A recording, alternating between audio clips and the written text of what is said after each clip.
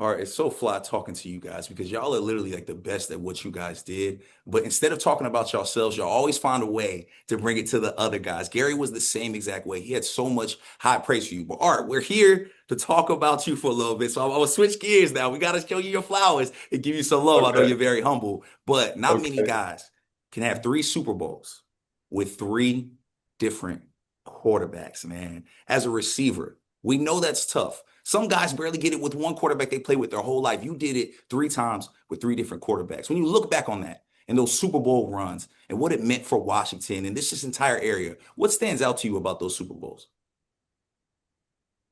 Well, it was just I immediately think of Coach Gibbs and just him always calling us together and saying, "Look, none of you are you can't go by you're not by yourself on this team. You're not alone. You can't survive. You won't succeed without the other." And so it was always that mindset that we always had to. It wasn't about me. It was about us as a team.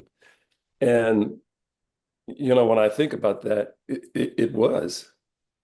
I mean, when I look at if you examine every position that we had, if it wasn't for them at that position, we wouldn't have become what we became. We wouldn't have been able to accomplish the things that we did. And just the mindset that Coach Gibbs established for us, not just as an offense, but for our defense and for our special teams. And so we were all kind of just one unit um, that elevated each other up. And it takes a whole team to find that success, right? But in order to be involved in success, especially through Super Bowls, you have to have longevity. You have to be on that field. And Art, that is something that I think everybody that knows you and knows your history knows this guy got it done. He was consistent. He did things consecutively. How though?